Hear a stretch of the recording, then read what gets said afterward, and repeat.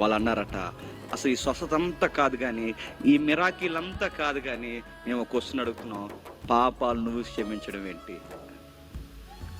ప్రభు ప్రశ్నించాడు, ఏమన్నాడంటే, మిమ్మల్ని ప్రశ్న అడుగుతాను చెప్పండి అన్నాడు. పక్షవాయువు గలవాడితో నీ పాపములు క్షమింపబడి ఉన్నావని చెప్పుట సులభమా, నీవు లేచి నీ పరుపెత్తుకుని నడవమని చెప్పుట సులభమా? నేను మిమ్మల్ని అడుగుతున్నాను చెప్పండి, రెండిట్లో ఏది సులభం అండి? ప్రభు అడిగిన ప్రశ్న మిమ్మల్ని అడుగుతున్నాను చెప్పండి. పాపాలు క్షమింపబడ్డాయని నోటి మాట చెప్పడం సులభమా, ఒక రోగి లేచి నడవయ్యా అని స్వస్థపరచడం సులభమా? చెప్పండి, ఏది సులభం? మనం ఏమనుకుంటాం చెప్పనా, రోగిని స్వస్థపరచడమే సులభం, లేదా పాపాలు క్షమించడమే సులభం అనుకుంటాం. ఎందుకంటే ప్రభు చాలా మందిని స్వస్థపరచడు కనుక ఇదే సులభం అనుకుంటాం. చాలా మంది ఏమనుకుంటారు, ఒకవేళ స్వస్థత జరిగినా జరగకపోయినా పాపాలు క్షమించేసి అంటే అయిపోతుంది కదా, నోటి మాట క్షమించేయడమే సులభం అనుకుంటాం. కానీ విషయం ఏంటి చెప్తున్నా, రోగుల్ని బతికించడం ఆయన దృష్టిలో చాలా ఈజీ అంటే, అన్నిటికన్నా కష్టమైనది చెప్తున్నా, పాపాలు క్షమించడం చాలా కష్టం. ఎందుకంటే ఒక మనిషి పాపాలు యేసుక్రీస్తు వారు క్షమించడం అనేది ఆ రోజుల్లో ఆయన ప్రాణాల మీదకి వచ్చే ప్రమాదం. అది దేవదూషణ అంటారు.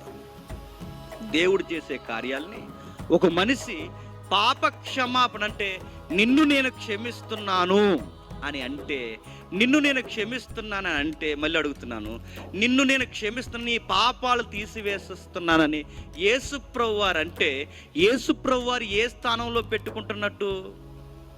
దేవుడి స్థానంలో పెట్టుకుంటున్నట్టు. దేవుడి స్థానంలో ఆ రోజు నేను దేవుడిని చెప్పుకుంటే ఆ రోజు రాళ్ళు ఇచ్చుకొట్టి చంపేస్తారు. ఈ ప్రమాదం, ఇంత ప్రమాదాన్ని ముందు పెట్టుకుని ఆయన మళ్ళీ అంటున్నాడు, పాపాలు క్షమింపబడ్డాయి అంటున్నాడంటే ఊరకంటలేదు, ప్రమాదం తెలుసు ఆయనకి. అది దేవదూషణని వీళ్ళు అనుకుంటారని తెలుసు.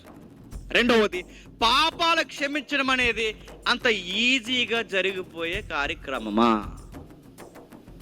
మళ్ళీ మిమ్మల్ని క్వశ్చన్ అడుగుతున్నాను చెప్పండి, పాపాలు నోటి మాట వల్లనే క్షమాపణ దొరికితే, పాపాలు నోటి మాట వల్లనే పోతే, మళ్ళీ ప్రశ్న అడుగుతున్నాను, ఆయన సిలువ ఎక్కడం దేనికి? రక్తం కాచడం దేనికి?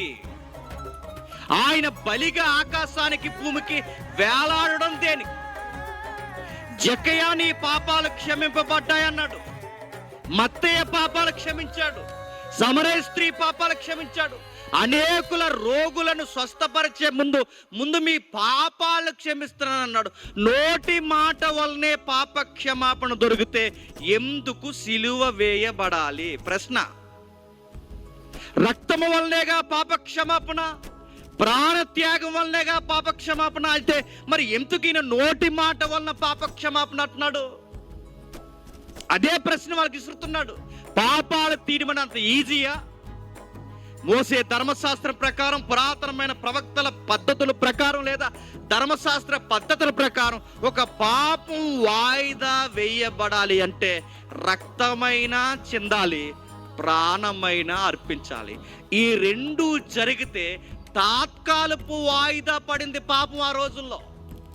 మరి పూర్తిగా పాపాన్ని తీసేయాలంటే రక్తము చిందకుండా, ప్రాణం ఇవ్వకుండా పాప క్షమాపణ నోటు తేలేస్తున్నాడు దేవుడు గనక.